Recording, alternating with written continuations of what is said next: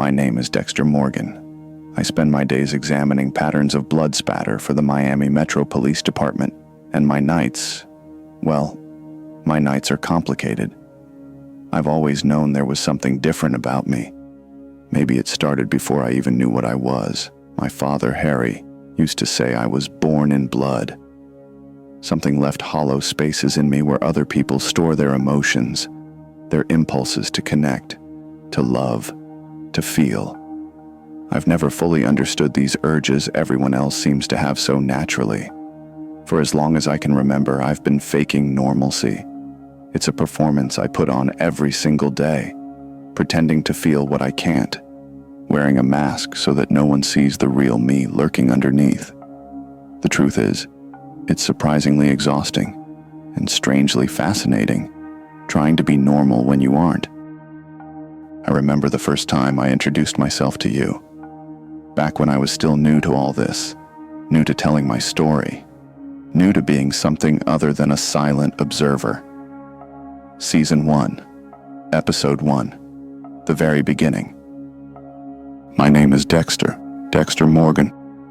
I don't know what made me the way I am, but whatever it was left a hollow place inside.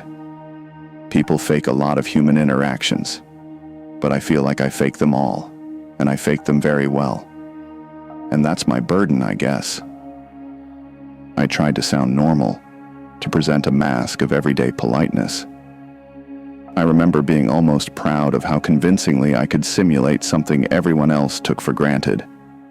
I followed up by stressing that I didn't blame my foster parents, Harry and Doris Morgan, for what I was. They did their best. They're both dead now. I didn't kill them. Honest. There it was, a dark punchline, but I needed it. A splash of humor. Humans often mix sadness and humor. For me, it was just another mask, another way to appear normal, to blend in. Blending in required more than clever quips and easy smiles. It meant relationships. Take Deborah, my foul-mouthed foster sister. She's someone who truly loves me. I know she does. I can see it in her eyes, feel it in the way she tries so hard to draw me out. Love is something I've never quite understood. But if I could feel anything, Deb would certainly be at the center of it. I remember remarking on that in Season 1, Episode 1 as well. She's the only person in the world who loves me. I think that's nice. I don't have feelings about anything, but if I could have feelings at all, I'd have them for Deb. There I was, trying again to sound normal, like someone who acknowledged the value of love, even if I couldn't fully grasp it.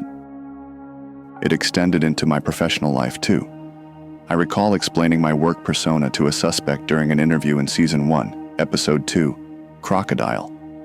I said, "My name is Dexter Morgan, and I'm a forensic specialist in blood spatter analysis for the Miami Metro Police Department." I rattled off the number of cases I'd worked on, 2,103, not 2,100 or 2,000, but precisely 2,103, and felt a hint of pride. Pride? There's a human emotion, right? Or at least a human tendency to impress with facts and figures. I knew these technicalities helped me appear normal, an expert at my job, safe, consistent, normal. But normal people grieve, right? They bond at funerals, share in the sadness of losing a friend. When a fellow cop named Ricky died, Season 1, Episode 3, Popping Cherry, I stood there at his funeral and realized something. Everyone else was sorrowful, tearful. I wasn't. Most people have a hard time dealing with death, but I'm not most people. It's the grief that makes me uncomfortable. Not because I'm a killer, really. I just don't understand all that emotion, which makes it tough to fake. I slipped on a pair of sunglasses to hide my eyes. I've learned that normal people avert their eyes when in pain or wear sunglasses in bright Miami sun. For me, the shades were a convenient disguise, another way to hide my hollowness. Everyone else thought it was just the glare off the water or the brightness of the afternoon, but it was my way of appearing human when I couldn't feel a thing. Then came Halloween, Season 1, Episode 4, Let's Give the Boy a Hand. Halloween, the day when everyone wears a mask, pretending to be something they're not. For me, it was more than a holiday. It was a holiday from the holiday I live every day. I said, I love Halloween. The one time of year when everyone wears a mask, not just me. People think it's fun to pretend you're a monster. Me, I spend my life pretending I'm not. It's ironic, isn't it? Others enjoying playing the villain or the ghost, while I struggle daily to seem like the boy next door. Brother, friend, boyfriend. These roles are all part of my costume collection. I'm just a master of disguise, making sure no one can see the truth lurking behind my carefully crafted facade. Before we go any deeper into how these attempts at normalcy shaped my path, and believe me, they led to some very twisted turns, I'd like to ask a small favor. If you're intrigued by this journey through my efforts to blend in, please take a moment to like this video and subscribe to our channel. Have you done it? Excellent, thank you. Now, let's return to the masquerade of normalcy that defines my existence. Therapy. There's a normal human activity. It's supposed to help people confront their demons, find healthier ways to live. Normal people go to therapy, so why wouldn't I? In Season 1, Episode 8, Shrink Wrap, I posed as a patient for Dr. Emmett Meridian. I claimed I was worried about a friend, just another lie to appear concerned, to appear normal. At one point, I tested the boundaries. I told him, quite plainly, I'm a serial killer. He assumed I was joking, performing some kind of metaphor. Normal people might come to therapy feeling guilty about hurting others, but not so bluntly. I said it to see what would happen, to see if my words could exist in the open air. But Dr. Meridian dismissed it as a joke. Just goes to show that to most people, the truth often hides in plain sight. If that's not normal human denial, I don't know what is. This pattern continued into my second season. As the Bay Harbor butcher investigation heated up, I needed to appear not just normal, but proactively helpful. I crafted a bogus manifesto to mislead the authorities. Season 2, Episode 7, That Night a Forest Grew. Angel Batista read a line from it. Kill one man, and you're a murderer. Kill thousands, a conqueror. Kill them all, and you're a god. Does it sound to you like our guy has a narcissistic personality disorder? A classic god complex? I just shrugged and agreed. Meanwhile, I knew I pieced that quote together from random blogs, human chatter I sewed into a patchwork meant to confuse. Pretending to be normal can also mean pretending to be abnormal in just the right way, to keep suspicion off the true nature of your crimes. I guess normalcy sometimes requires strategic misdirection. Yet no matter how carefully I constructed my facade, there were always cracks.